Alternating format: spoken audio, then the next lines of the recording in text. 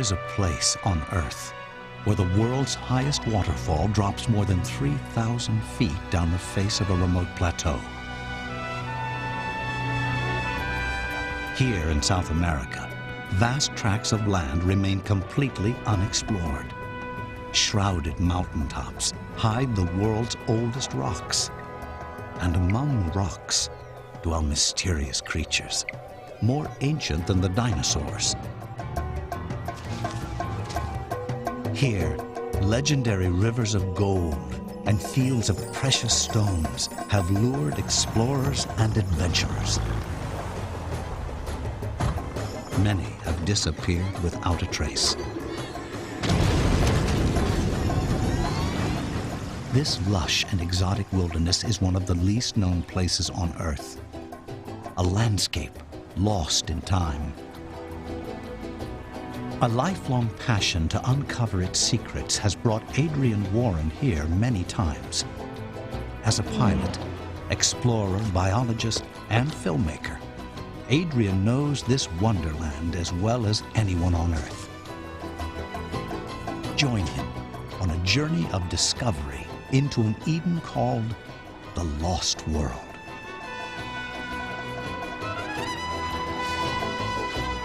Located in the southeastern corner of Venezuela, the Lost World is a vast group of plateaus, which local people call tepuis. Also on the program, a special behind-the-scenes look at the making of this living Eden.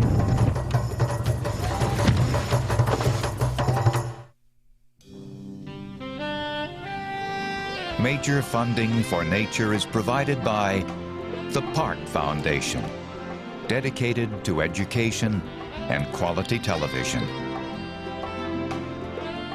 Major corporate support is made possible by Canon, dedicated to preserving the never-ending beauty of nature. Canon lets you capture the wild in photographs and leave it as you found it. Canon. Ford. Preserving our national parks is an important issue, so Ford has established a number of projects from research and education to cleaner burning vehicles and bicycles in the parks. Ford, working to share today's treasures with future generations.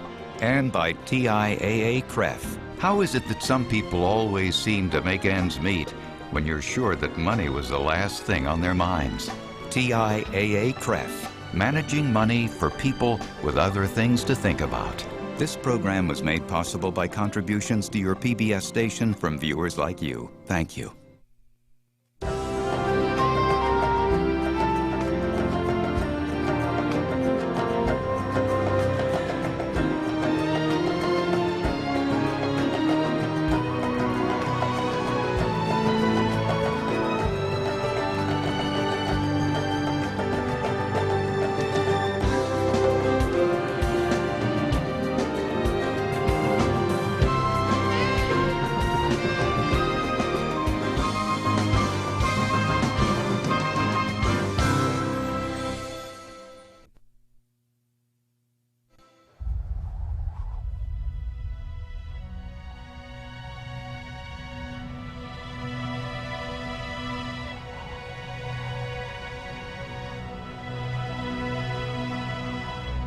Mount Roraima, the site of a legendary lost world of dinosaurs.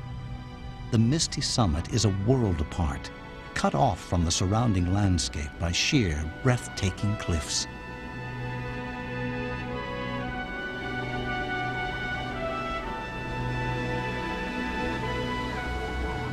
This giant block of sandstone is called a tepui, and it stands amid one of the least known regions on Earth. Here among tortured rock shapes, in gullies and crevices, strange animals and plants found nowhere else on Earth cling precariously to life.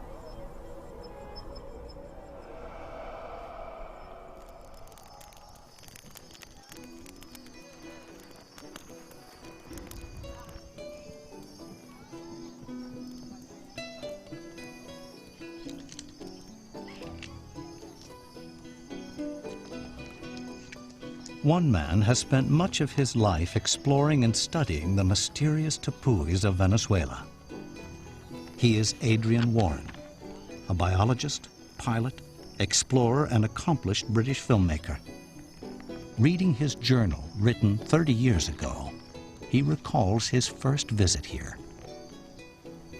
It was 1971, and I parachuted in, the leader of a team of scientists eager to explore this completely unknown territory.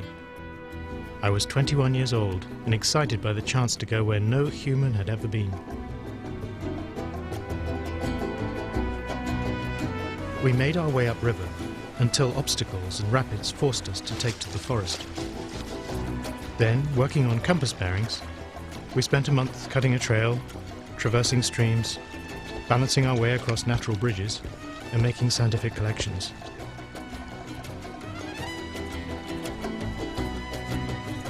Much of what we found was new to science. Among the several new species of frogs that were discovered, one, a tree frog, was named Hyla warreni, after its discoverer, Adrian Warren. As we approached the northern base of Roraima, we encountered slime forest. We managed to climb a steep ridge, but finally were prevented from reaching the summit of the plateau by 1,200 feet of overhanging rock, the northern prow of Roraima. I was determined that one day I would reach the top. Following that expedition, I've returned many times to see and learn more of the secrets of the magical tepuis.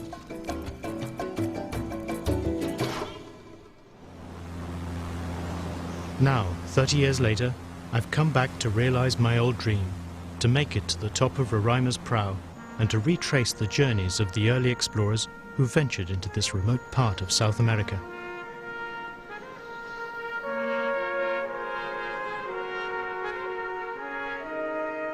Back in the 19th century, before airplanes or other mechanical aids, travel to this remote area was a huge undertaking. Stretches of forest that today can be crossed in an hour could take weeks of toil and hardship.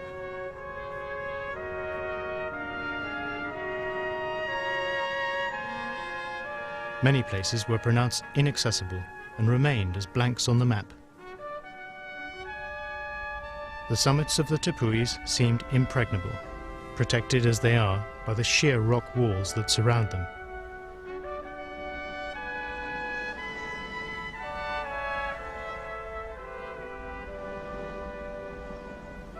There are over 100 of these mysterious plateaus, and fewer than half of them have been explored.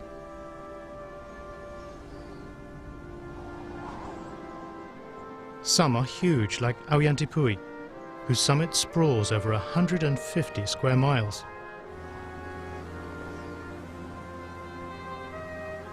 And some are small, like Ilutipu. Their vertical cliff walls pierce the clouds. Even today, they seem unscalable. The gift of flight has enabled us to examine the tepuis much more easily, and their origins are now more clearly understood. But just over 100 years ago, before anyone set foot on these lofty plateaus, there was intense speculation about what might exist on their summits.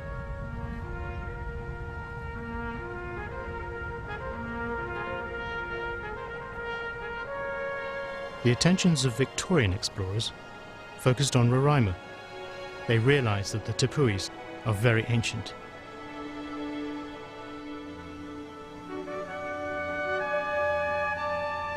Surely, it was argued, prehistoric life might still survive on these isolated summits.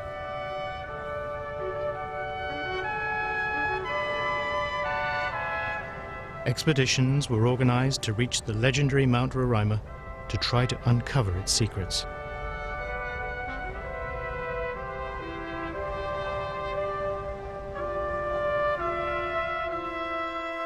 For the first explorers who came here in the 1800s, the rivers were the highways, and the only way to travel was by canoe. But the journey was a long one, taking them through uncharted territory, full of unknown dangers and disease. As their dugout headed slowly upstream, they encountered creatures never before seen. The wonderful thing about going where no one has been before is that animals are unafraid.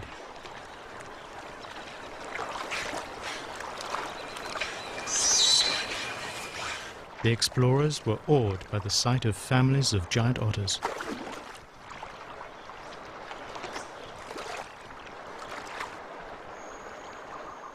After more than a month of travelling, they may have had the tepuis in sight, but soon there would be rapids to negotiate. This time, I had the help of experienced guides. But for the early explorers, moving on the rivers was many times more difficult and dangerous.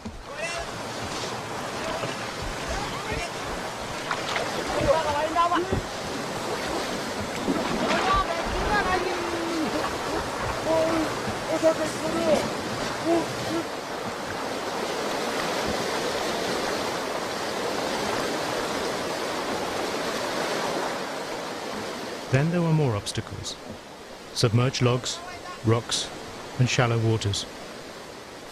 Progress by river became increasingly challenging.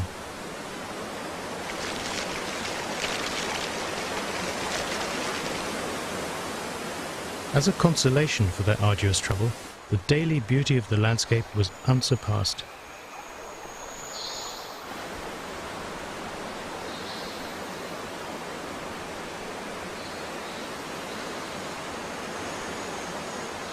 In the shallow upper reaches of the rivers and tumbling waterfalls, they found water flowing over beds of semi-precious jasper.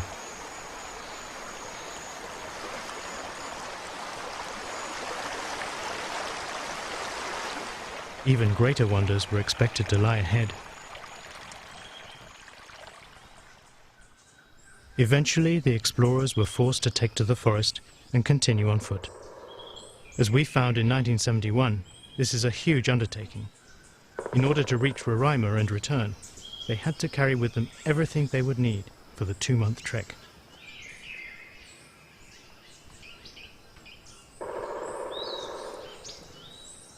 They would have relied to a large extent on hunting for fresh meat, but it would not have been easy.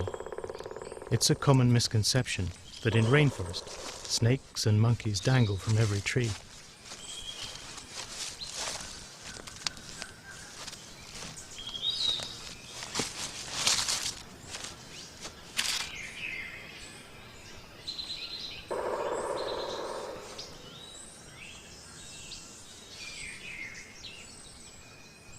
Birds such as this curassow, or rodents like this agouti, make good eating, but in the forest it's difficult to move silently.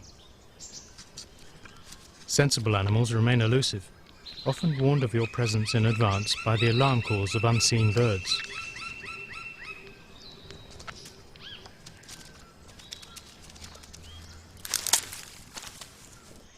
That the forest is rich in wildlife is confirmed by the cacophony of strange sounds, but the sources remain hidden behind curtains of tangled vegetation.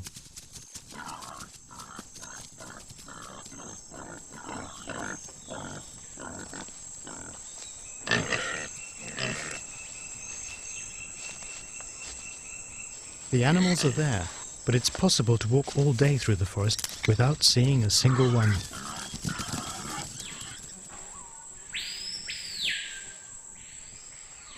Beneath the steaming canopy, the forest interior is dark and damp. There's no horizon, no view of more than a few feet, and only broken glimpses of sky.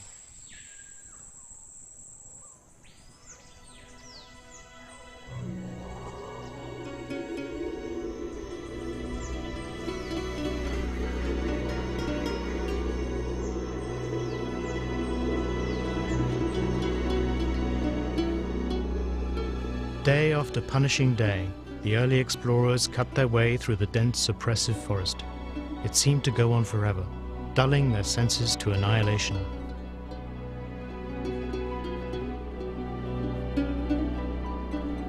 Finally, they broke out of the forest onto open savanna. Squinting in the bright sunlight, they could see the cliffs of Roraima in front of them.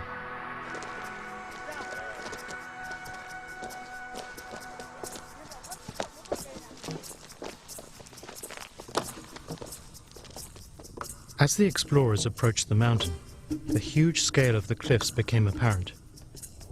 Towering over the savanna, Roraima creates its own weather.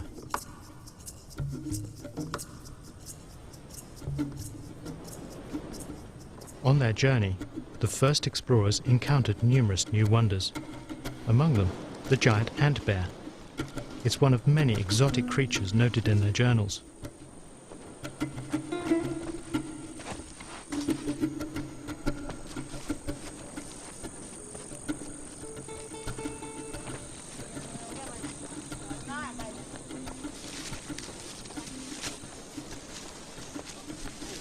Another animal often reported were rattlesnakes, a hidden threat for the unwary.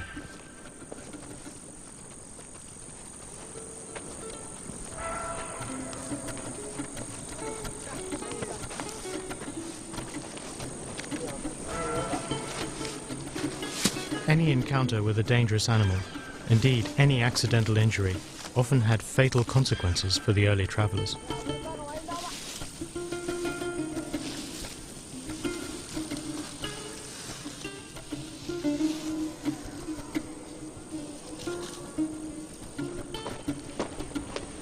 Their last contact with any settlement was at the village of Teruta. Teruta was a thriving Indian community where the expedition could find food and shelter.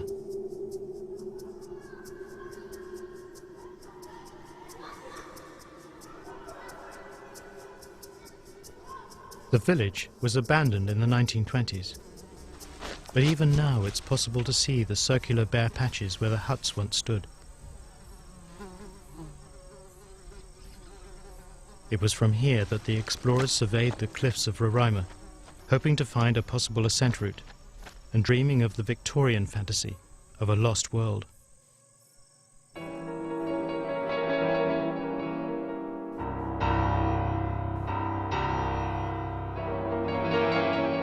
Conan Doyle's novel, and the film it inspired, was based on the long saga of expeditions that tried to find a way up the cliffs of Roraima.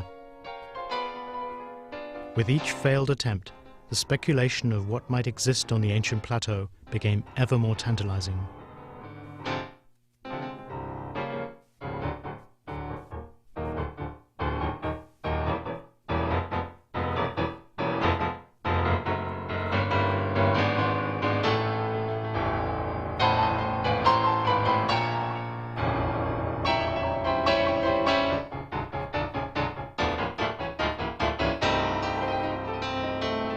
Roraima's secrets remained elusive until 1884, when explorer Everard M. Tern decided to try to scale the cliffs by way of a diagonal ledge.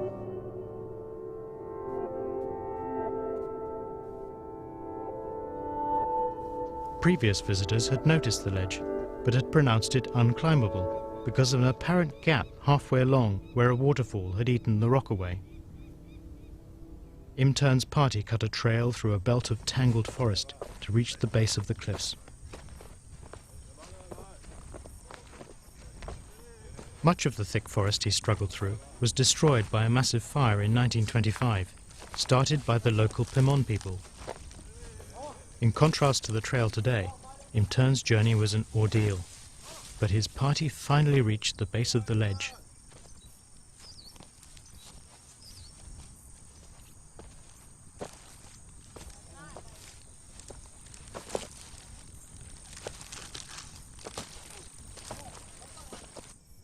Im Tern's progress up the bottom half of the ledge was difficult and exhausting, over tangled roots and branches covered in moss and slime, and steep slopes of slippery mud. The scale of the cliffs was awe-inspiring, but what had seemed from below to be treacherous ironically presented no serious challenge. Im Tern's party reached the top and entered a surreal world. The explorer wrote in his journal, "All around us were rocks, seeming to defy every law of gravity, countless caricatures of faces and animals, and unexpected objects." The landscape on the summit of Roraima has not changed since Im Tern's ascent nearly 120 years ago, and has probably changed very little in the last million years. In every direction, it's the same wildly extraordinary scenery.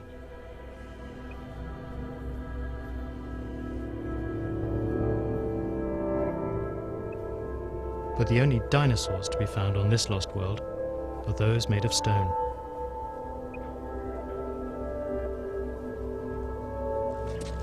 Exhausted and out of food, Imtern stayed on the summit for only a few hours, but long enough to realize that all around him were animals and plants never seen before.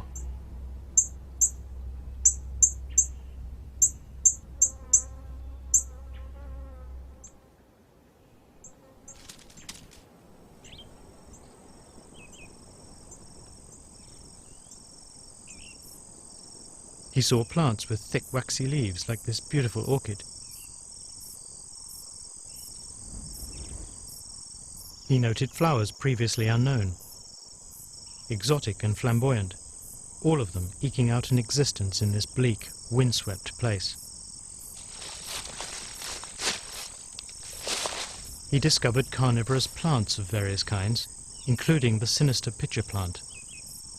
The nature of all of these indicated a harsh and an extremely ancient environment.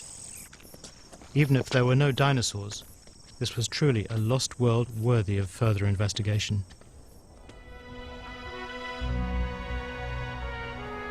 Then, wrote the explorer, a thick mist enveloped us, and heavy rain began to fall. The cold was suddenly intense. Imtern and his party were happy to descend to warmer temperatures below.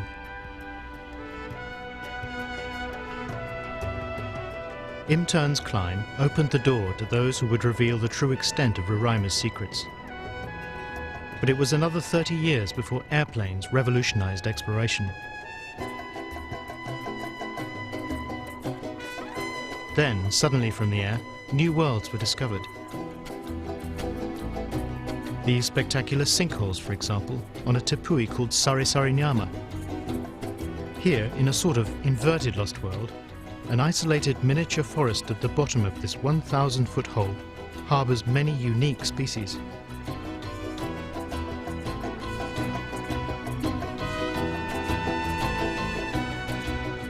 Aviators found it was possible to cross great tracts of forest and scrutinize unexplored mountaintops in relative comfort. It was daring, but risky. In the early days, they flew on haphazard routes through the mountains, navigating with little more than a compass and a lot of guesswork.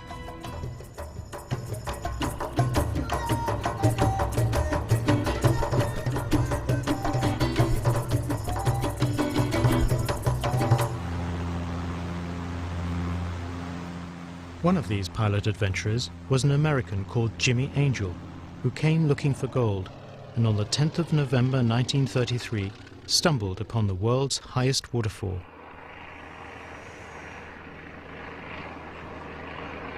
He was flying around the labyrinth of cliffs and canyons surrounding a huge plateau to the west of Roraima called Auyantipui, or Devil Mountain. Through the mist, he saw a column of water so high he turned to take another look.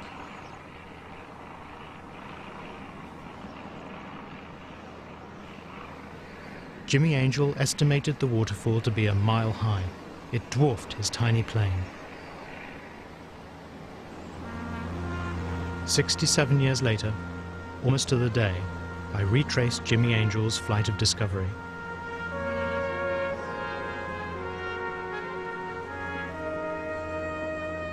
Jimmy had been trying to find a remote mountaintop where, some years earlier, he'd landed his plane and filled bags with gold nuggets. It was an attempt to find that mountain again that led him to the waterfall.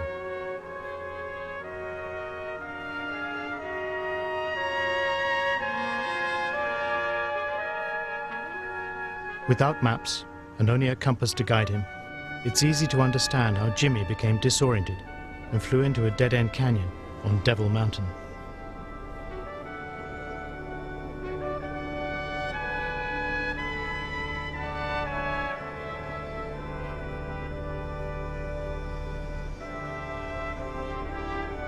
Not many had believed his story of the gold, and not many believed his discovery of the mile-high waterfall, until an American expedition was sent to survey it.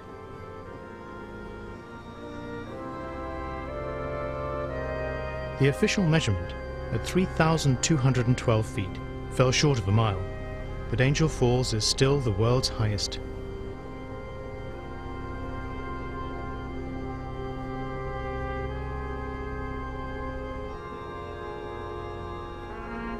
It's an awesome, indescribable feeling to approach this true wonder of the world from the air. It's one of those special experiences I'll never forget.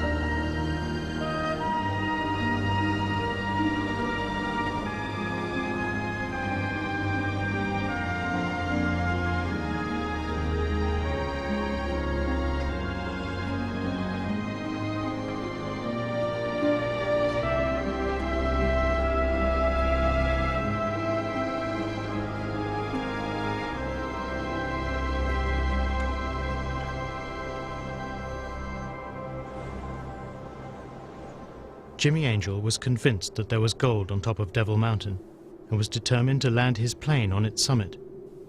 He set up camp on a savanna near the base of the mountain. With his wife Marie and 2 friends, he would attempt a daring landing on the top of the Tepui.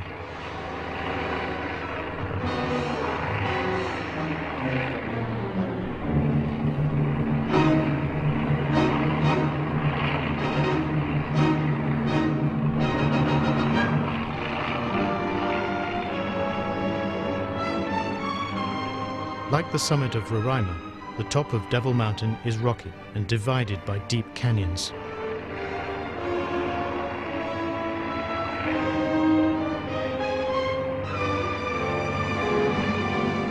Angel and his companions finally found what they were looking for, a more or less level grassy area. Jimmy prepared for a landing.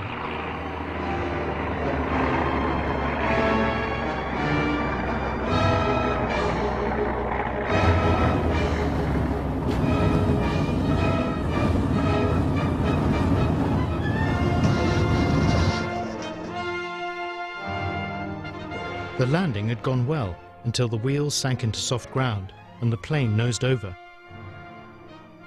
Luckily, no one was hurt. They spent 2 days trying to salvage the plane, but it became clear that they'd have to make their escape on foot.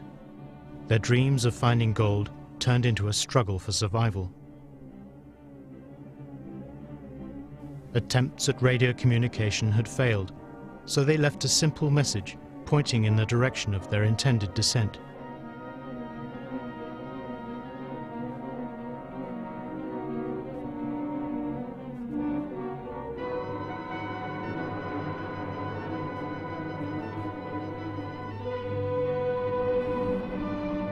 The summit plateau of Devil Mountain is huge.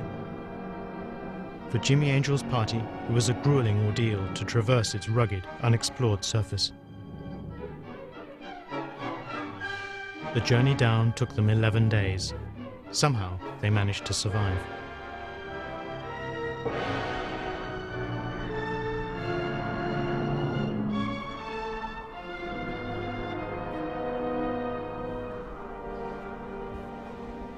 Like Roraima, Devil Mountain does not make life easy for visitors intent on exploring its misty summit or its canyons. Many have died in the attempt. It's a common observation by those who set foot on Tepuis, even among the local people. One feels oppressed, like an intruder in a hostile place.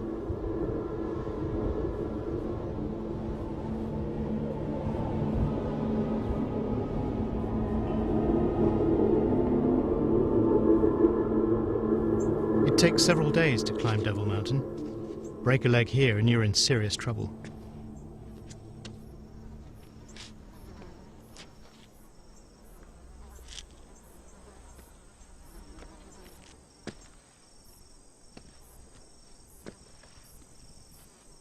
Moving on the summit is worse.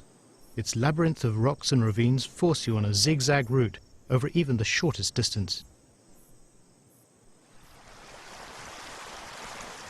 There's plenty of water up here, though. Streams of it stained gold by plant tannins.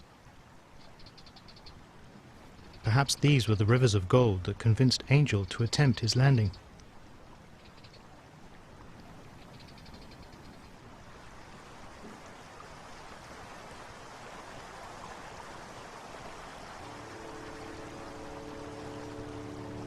Here on the top of Devil Mountain, I have a strange, eerie feeling of time standing still.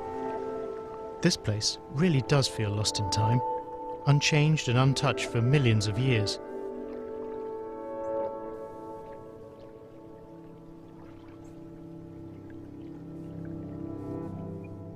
Watched by strange rock sentinels, I follow Angel's golden river to where it plunges over the cliff.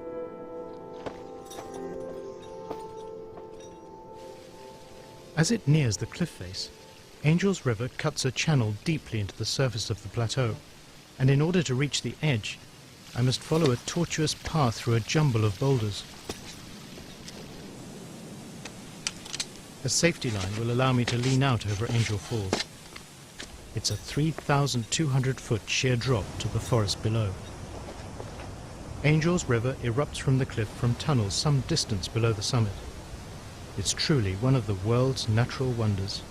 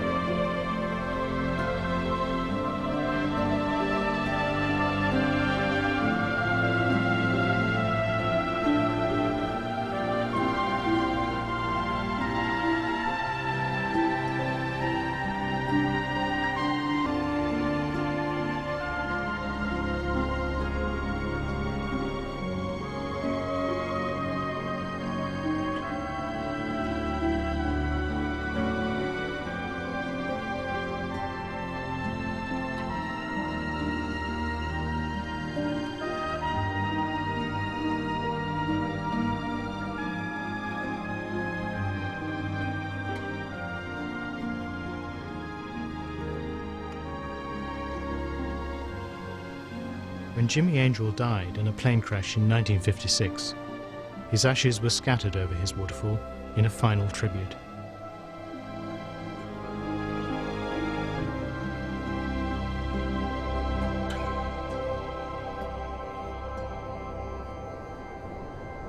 For any pilot, the tepuis are a treacherous area to fly. The abrupt cliffs are often shrouded by cloud. Turbulence, winds and powerful downdrafts can pull a light aircraft into places from which it's not possible to escape. Here, the simplest of mechanical problems can become critical ones.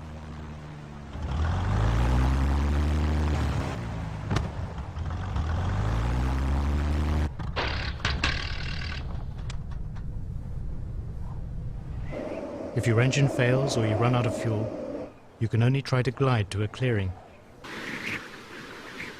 But those can be hard to find in the endless thick jungle below.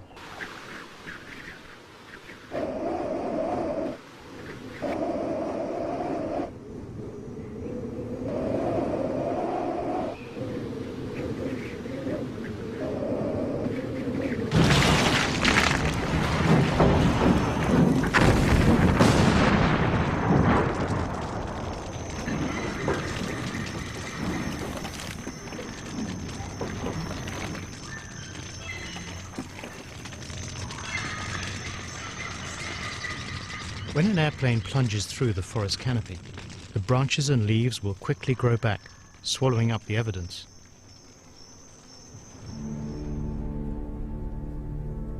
In areas where maps and communications are poor, the chances of escape are slim, and Tepui country is littered with old wrecks.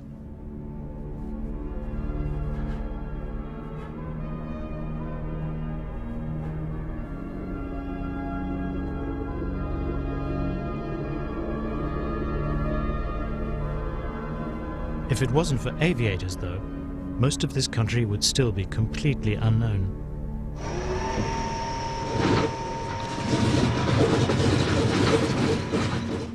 In 1985, I led another expedition to the Lost World. This time, it was to a small tepui called Autana.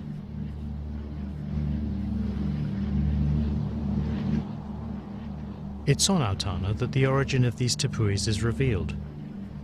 These ancient tunnels are the oldest caves in the world.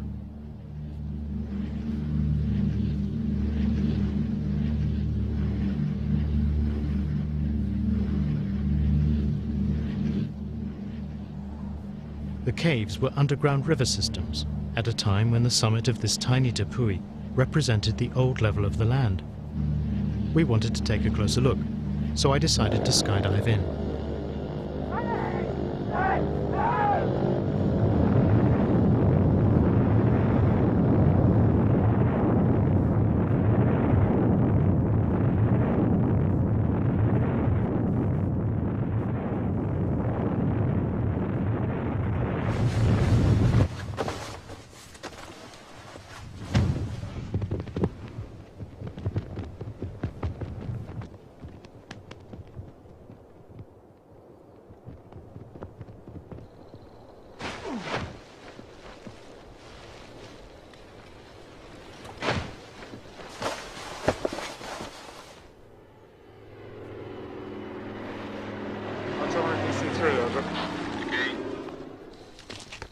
To reach the caves, we descended for almost 1,000 feet down the wall of Autana. The scale was unbelievable. The ledge outside the cave had seemed tiny from the plain, but was covered by trees and boulders. The cave itself was huge, passing from one side of the mountain to the other, with a central chamber reminiscent of a cathedral dome.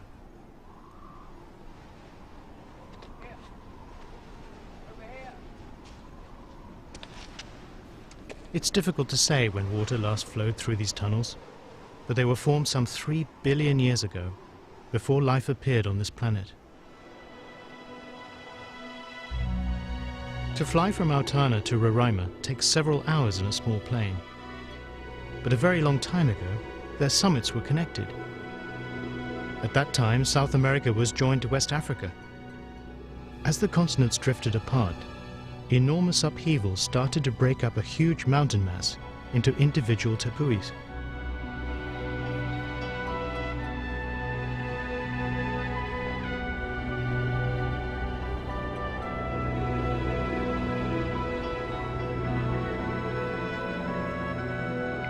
The natural erosion processes of rain and wind have done the rest, including the surreal sculpturing of the rock labyrinths on Roraima.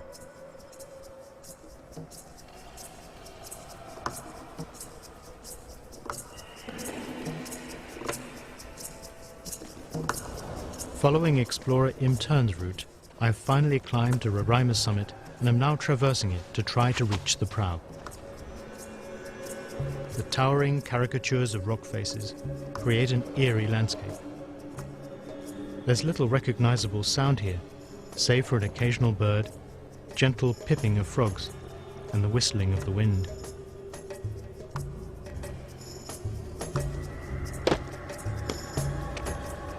When you spend a long time in a place like this, the imagination begins to play tricks on the mind. Some of the sounds I think I've heard are otherworldly, straight out of dreams, even nightmares.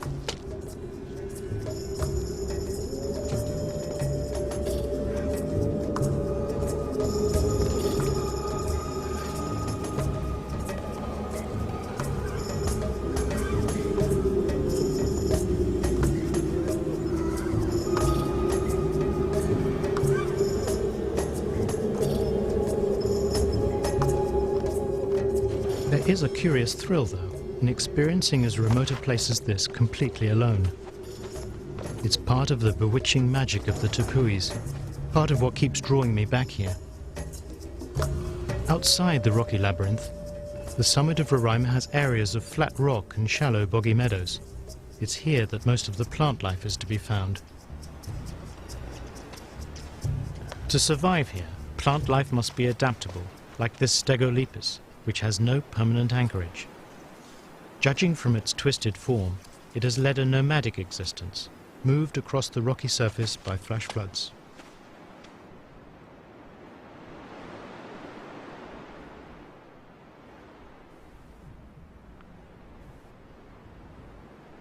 Rainwater collects in deep pools, its course channeled along furrows in the rock surface.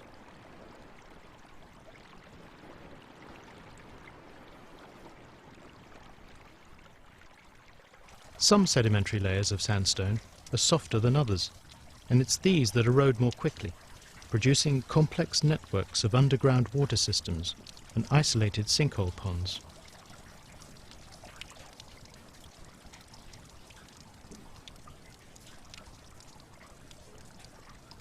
It's the faster erosion of softer versus harder layers that produces the amazing shapes and exposes layers of quartz crystals that seem to sprout from the ground like gardens of jewels. The quartz may explain the legend that this lost world has fields of diamonds.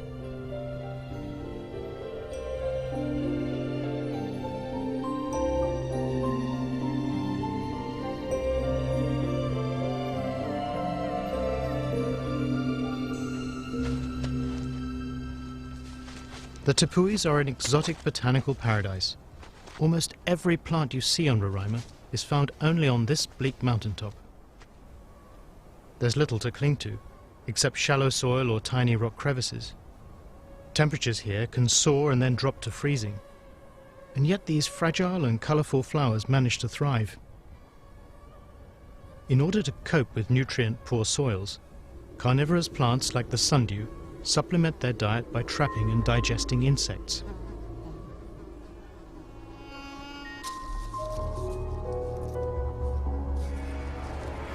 The red colour of the leaves attracts the insect, which becomes trapped by the sticky tentacles. Its struggles trigger the leaf to close around the victim.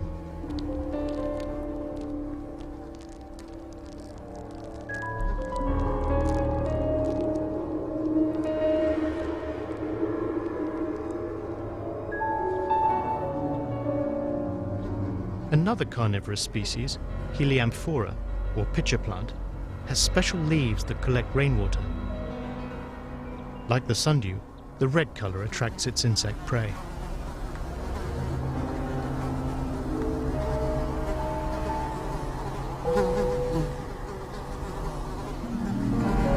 The insect is quite safe, unless it crawls onto the slippery inner surface of the pitcher.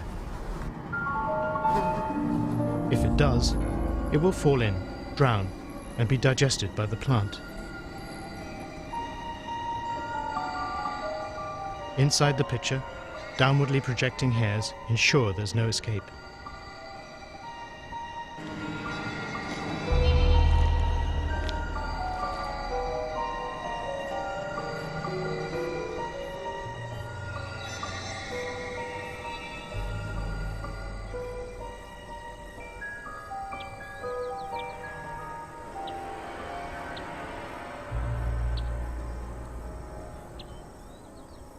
Just as the plants are peculiar to the Tepuis, and often known only on a single mountaintop, the birds are also unique species.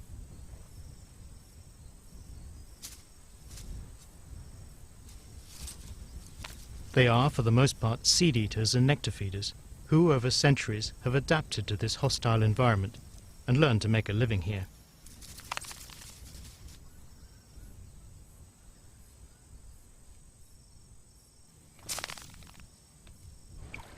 But there's one very special animal on Roraima that's even more ancient than the dinosaurs, and it lives here on these rocks.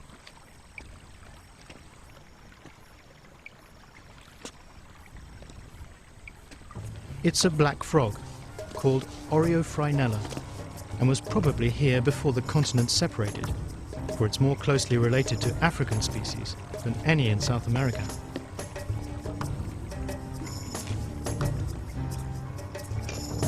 As the ancient mountain mass broke up into isolated blocks, this black frog managed to survive on the summit.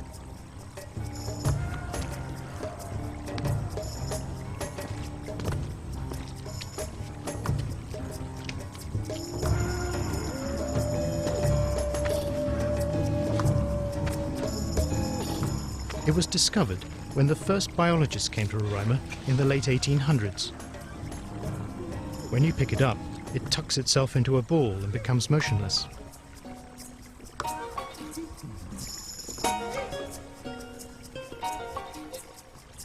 It can neither hop nor swim, and has opposable toes which help it cling to slippery rock surfaces.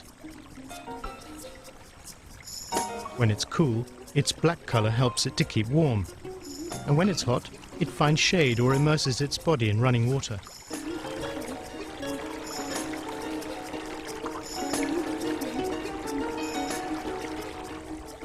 Unlike most frogs which can swim, many of these more primitive frogs have probably been washed off the summit to the forest below by flash floods.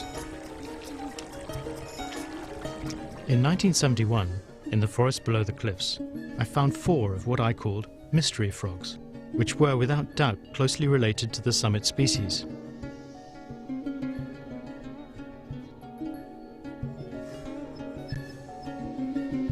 What intrigued me then was how they got here. Were they an ancient species that had lived here for millions of years? Or was their origin more recent? Survivors perhaps of flash floods on the summit that somehow adapted to this new environment. For me, as a young biologist, they were a very exciting discovery, and their exact origin still remains a mystery.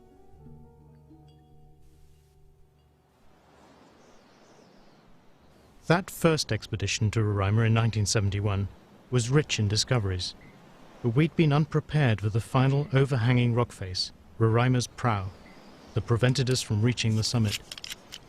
Now I was determined to get there.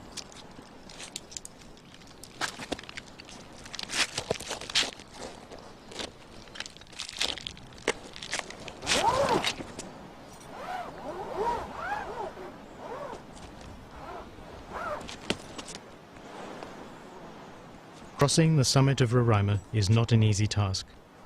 Between me and the prow are cliffs, loose rock, and deep canyons channeling water outwards to feed the 3 great rivers of this part of South America, the Amazon, Orinoco, and Essequibo.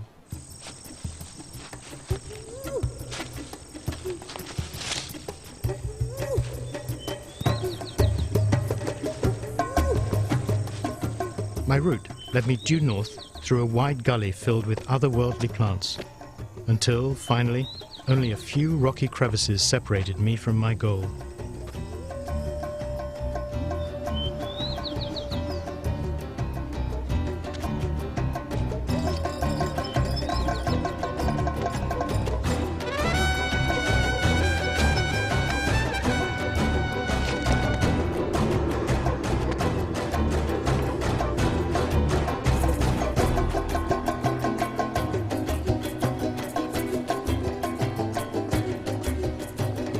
The tip of Roraima's summit commands an extraordinary view, looking north across unbroken forest.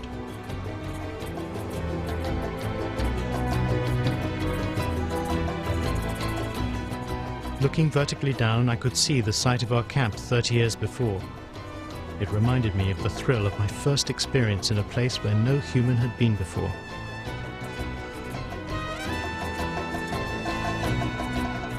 From the moment the first intrepid travelers saw Roraima and wondered what may dwell on its elusive summit, many have been lured to explore the tepuis. They are one of the last unknown frontiers of our planet, but even now we've only just begun to uncover their secrets.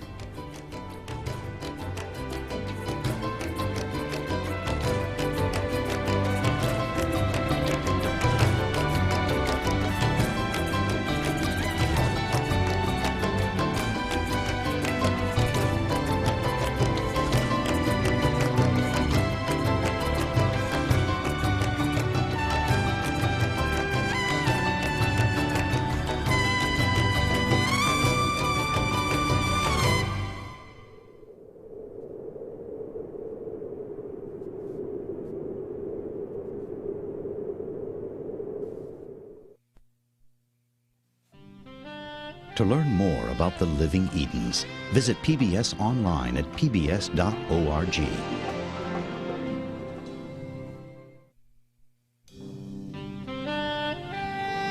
Major funding for nature is provided by the Park Foundation, dedicated to education and quality television. Major corporate support is made possible by Canon, dedicated to preserving the never-ending beauty of nature. Canon lets you capture the wild in photographs and leave it as you found it. Canon. Ford. Preserving our national parks is an important issue, so Ford has established a number of projects from research and education to cleaner burning vehicles and bicycles in the parks. Ford, working to share today's treasures with future generations. And by TIAA-CREF. How is it that some people always seem to make ends meet when you're sure that money was the last thing on their minds? TIAA-CREF, managing money for people with other things to think about. This program was made possible by contributions to your PBS station from viewers like you. Thank you.